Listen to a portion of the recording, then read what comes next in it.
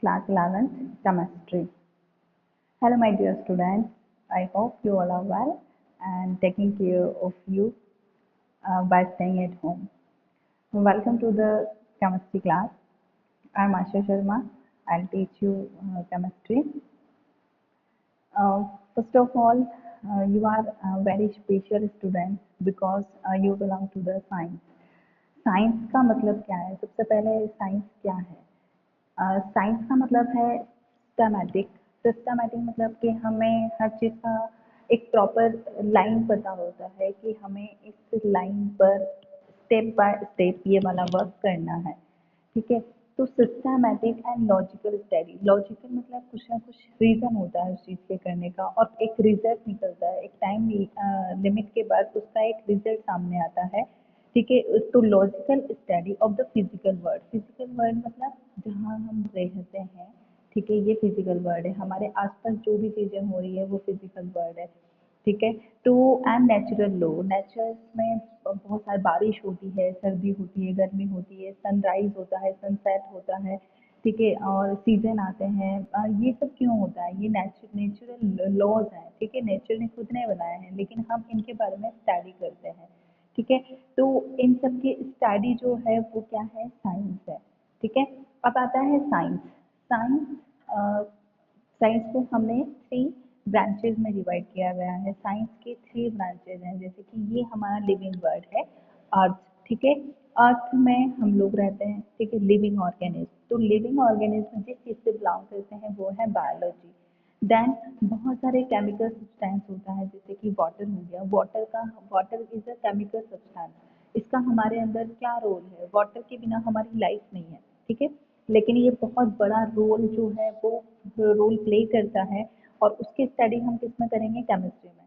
बहुत सारे केमिकल्स ऐसे हैं जिनसे बहुत सारे an number of chemicals, like अगर हम बात करें 118 एलिमेंट्स जो हैं वो सब आपस में मिलकर इस अर्थ का फॉर्मेशन करते हैं, इस यूनिवर्स का फॉर्मेशन करते हैं। ठीक है, तो इन सब की स्टडी हम किस में करते हैं? केमिस्ट्री में करते हैं। फिजिक्स, फिजिक्स में आता है जो भी फिनोमिनन हो रही है। ठीक है, सनराइज हो रहा है, सन किस तरीके से मौसम बन रहे हैं, तो ये सब चीज़ें हैं फिजिक्स।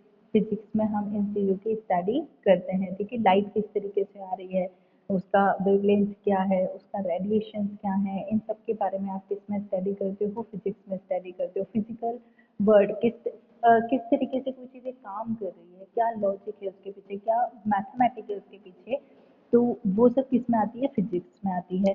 तो ये हमारा हो गया साइंस। अब आता है साइंस जो वर्ड है वो कहाँ से आया? Science is a Latin, science word आया है साइंटिया से। Scientia is a Latin word. देखो, साइंस के दो लैंग्वेज है, एक तो लैटिन लैंग्वेज और एक ग्रीक लैंग्वेज। ठीक है, आपको जो भी चीज़ें जो भी टर्म्स जो भी साइंस से रिलेटेड है वो इन दो लैंग्वेजेस में मिलेंगी। तो साइंस जो है वो साइंटिया से आया है और इसका ये एक लैटिन वर्ड है जिसका मतलब होता है नॉलेज। कि किसी भी चीज़ के बारे में जो हमें नॉलेज दे वो क्या है? साइंस है। और वो नॉलेज कैसी होनी चाहिए? सिस्टमेटिक होनी चाहिए या लॉजिकल होनी चाहिए? वही क्या बनाती है? साइंस बनाती है। अब आता है हमारे पास केमिस्ट्री। केमिस्ट्री क्या है? ठीक है, वापस हम कम टू द पॉइंट। हमारा जो सब्जेक्ट है वो केमिस्ट्री है, तो इसके बारे में आपको बहुत अच्छे से पता होना चाहिए। केमिस्ट्री जो है, chemistry is a branch of science which deals with the composition. Composition, कोई चीज़ जो है वो किस चीज़ से, जैसे कि ये पेन है, ये पेन जो है वो किस चीज़ से मिलकर बना हुआ है? पेन अगर मैं बात करूँ तो ये प्लास्टिक है जनरली, और इसकी जो आगे निप लगी हुई है इट इज़ अ मेटल। तो केमिस्ट्री में हम ये पता लगाते हैं कि कोई सी भी चीज़ किस चीज़ से मिलकर बनी हुई है, मीन्स क्या कंपोजिशन है। उसके बाद प्रॉपर्टीज, क्या प्रॉपर्टीज है, जैसे कि प्लास्टिक है, why it is we are using it, हम प्लास्टिक को क्यों यूज़ कर रहे हैं?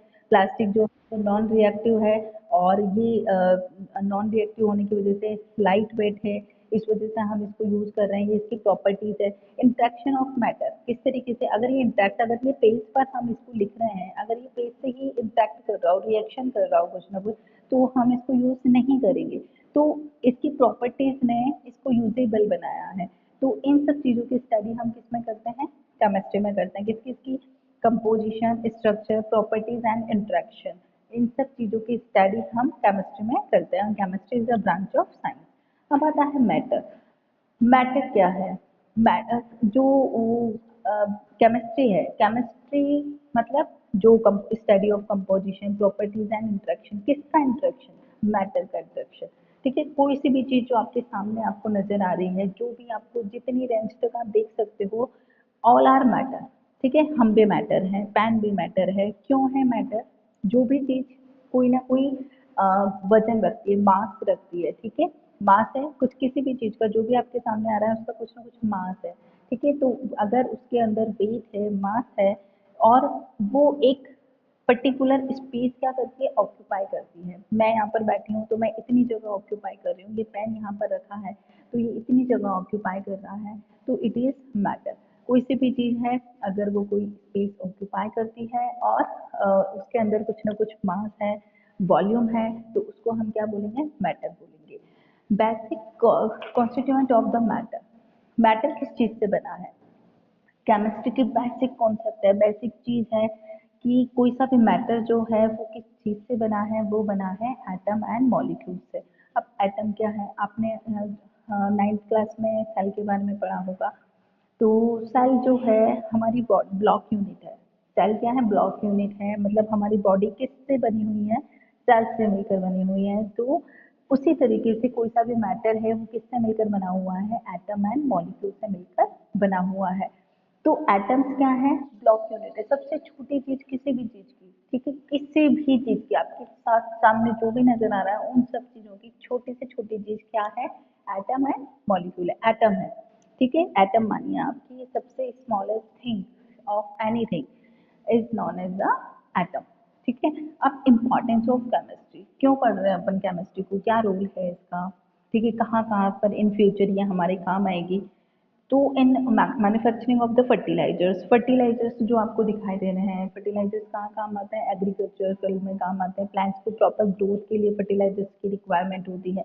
तो फर्टिलाइजर्स को कैसे बनाया जाता है, ठीक है, उनकी क्या प्रॉपर्टीज है, वो क्या इम्पैक्ट डालेंगे प्लांट्स के ऊपर, ये सब की स्टडी हम फर्टिलाइजर्स में करते हैं। ठीक है, एग्रो केमिस्ट्री में करते हैं, और उसमें फर्टिलाइजर्स का प्रोडक्शन किया जाता है और स्टडी की जाती है कि किस तरीके से ये फर्टिलाइजर्स मतलब how they will work on the plants. Fibre industry में, फाइबर इंडस्ट्री में जो भी क्लूथ होता है हमारा वो फाइबर में आता है। तो इसमें polymer, different type of the fabric, कहते हैं ना, ये कॉटन फैब्रिक है, ये पॉलिस्टर फैब्रिक है, ये नायलॉन है, ये हमारी स्किन के लिए सुटेबल नहीं है, इट इज स्किन फ्रेंडली। तो ये सब क्या है, प्रॉपर्टीज है फाइबर्स की। तो इनकी स्टडी भी हम किस में करते हैं, केमिस्ट्री में करते हैं। Dry cleaning and cleaning agency जो होती है, इंडस्ट्रीज होती हैं, उन सब में सोप, डिटर्जेंट, डाइज का यूज़ किया जाता है, वो that is also related to the chemistry. उसके बाद आता है हेल्थ केयर। हेल्थ केयर में हम हेल्थ केयर को जो मेडिकल इंडस्ट्रीज है उसमें हम डाल सकते हैं। ठीक है, जो आपके सूप आते हैं, जो आपके फेस वॉशेज आते हैं, ठीक है, हैंड वॉश जो आता है, और जो अभी सैनिटाइजर्स जो आते हैं, ये सब हेल्थ केयर प्रोडक्ट्स में आते हैं। इन मेकिंग डाइज, डाइज जो है उसको डाइज एंड ड्रग्स। ठीक है, डाइज तो जो हो गया related to the textile industry से हो गया, या फाइबर केमिस्ट्री से हो गया। लेकिन in making of the drugs, drugs मतलब दवाइयाँ। ठीक है, बहुत सारी स्पेसिफिक डिजीज हैं जो कि इनक्योरेबल है अभी तक, जैसे कि एड्स हो गया, कैंसर हो गया, लेकिन उसकी कुछ हद तक हम उसको, उसके जो इफेक्ट है उसको कम करते हैं।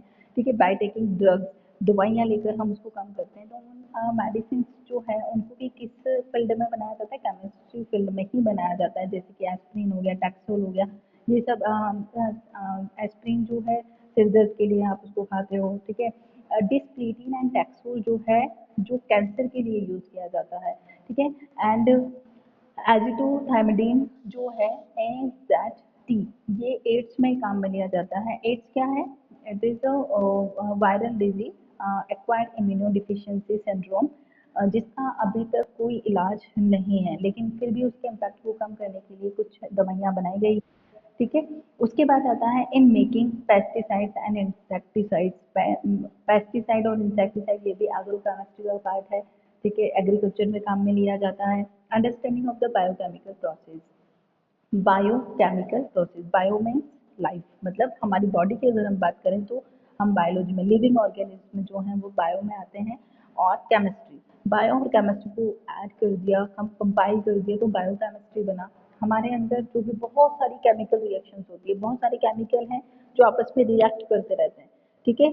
और वो केमिकल रिएक्शन जो होती है वो पर्टिकुलर कुछ स्पेसिफिक केमिकल्स की प्रेजेंस में होती है, जो कि होते हैं एंजाइम्स होते हैं, हार्मोन्स होते हैं, ये सब केमिकल्स हैं और कहाँ पर प्रेजेंट होते हैं, हमारी बॉडी के अंदर प्रेजेंट होते हैं। और इसी वजह से इनकी स्टडी भी किसमें की जाती है, केमिस्ट्री की एक ब्रांच है जिसका नाम है बायो केमिस्ट्री, उसमें इसका हम स्टडी करते हैं, ठीक है। यहाँ पर मैंने ग्राफिकल मोड में ये बनाया है कि ये देखिए केमिस्ट्री जो है, केमिस्ट्री के बहुत सारे पार्ट, केमिस्ट्री की बहुत सारी ब्रांचेस हैं जिसमें कि हम इसको स्टडी करते हैं या ये हमारे लिए ज़रूरी होती है। जैसे कि एटमॉस्फेयर साइंस जो हो गया, उसमें भी हम केमिस्ट्री होती, केमिस्ट्री का रोल होता है, ठीक है। उसके बाद हो गया chemical engineering, agriculture science, medicine, environment, solid state physics, forensic science, biochemistry, इन सब में केमिस्ट्री का बहुत बड़ा रोल होता है, ठीक है। यहाँ हम आगे स्टडी करेंगे किस तरीके से इनका रोल होता है। अब आता है हमारे पास, देखिए यहाँ पर भी मैंने जो केमिस्ट्री है उसका कहाँ कहाँ पर रोल है ये बताया है। बायोमेडिकल में, एनर्जी में, एनवायरनमेंट में, टेक्सटाइल में, फूड एग्रीकल्चर्स में, इलेक्ट्रॉनिक में, इंडस्ट्रीज में, इतने सारे फील्ड्स हैं जहाँ पर केमिस्ट्री काम में आती है, ठीक है। अब आता है हमारे पास basic constitute of the matter, ठीक है, पढ़ चुके हैं अपन। अभी अभी मैंने आपको बताया कि बेसिक कॉन्स्टिट्यूएंट किस तरीके से मैटर बना है, एटम एंड मॉलिक्यूल से मैटर बना है। अब आता है एटम। एटम क्या है? एटम है तो बेसिक बिल्डिंग ब्लॉक्स बताया, जिस तरीके से हमारी बॉडी जो है वो सेल से मिलकर बनी है, उसी तरीके से एक जो कोई सा भी मैटर है वो किससे मिलकर बना है, एटम से मिलकर बना हुआ है, ठीक है। Atoms are the very small particles. Atoms क्या हैं? बहुत छोटे पार्टिकल्स हैं, बहुत ज़्यादा छोटे, जो कि हम नैक्ड, हम आंखों से नहीं देख सकते या हमें दिखाई नहीं देते, ठीक है। वो क्या है? एटम्स हैं। और ये किसी भी सब्सटेंस के फंडामेंटल यूनिट है, मतलब अगर कोई सब्सटेंस है तो वो ऐसा कोई सा भी मैटर है ही नहीं इस यूनिवर्स में जिसके अंदर एटम नहीं हो। अब आता है हमारे पास atoms are made up of the proton, neutron and electrons. Atoms किससे मिलकर बने हुए हैं? प्रोटॉन, इलेक्ट्रॉन्स एंड प्रोटॉन से मिलकर एटम्स बने हुए होते हैं। Proton, electron and neutron. Proton जो है, अगर हम बात करें तो एक सर्कल है, ठीक है। एक सर्कल है और उसके अंदर सबसे मिड पार्ट जो है वो न्यूक्लियस है। जिस तरीके से प्लैनेट्स होते हैं बीच में है, उसके चारों ओर क्या है, बहुत सारे प्लैनेट्स आपस में चक्कर लगा रहे हैं, तो हम उसी तरीके से सोलर सिस्टम को ही हम अगर एटम माने तो भी सेंटर में क्या है, तो सेंटर में क्या प्रेजेंट होता है, प्रोटॉन एंड न्यूट्रॉन प्रेजेंट होते हैं और उसके चारों ओर क्या लगाते रहते हैं, इलेक्ट्रॉन चक्कर लगाते रहते हैं, ठीक है। जैसे कि बहुत सारे प्लैनेट्स जो हैं वो सन के चक्कर लगा रहे हैं, उसी तरीके से इलेक्ट्रॉन्स जो हैं वो न्यूक्लियस के चक्कर लगाते रहते हैं, ठीक है। तो प्रोटॉन एंड न्यूट्रॉन जो है वो कहाँ पर प्रेजेंट होते हैं, सेंटर में, जबकि इलेक्ट्रॉन्स जो है वो आपस में वो चक्कर लगाते रहते हैं उसके। देखिए मैं यहाँ पर मैंने उसमें भी बताया हुआ है, ये देखिए यहाँ पर बीच में जो है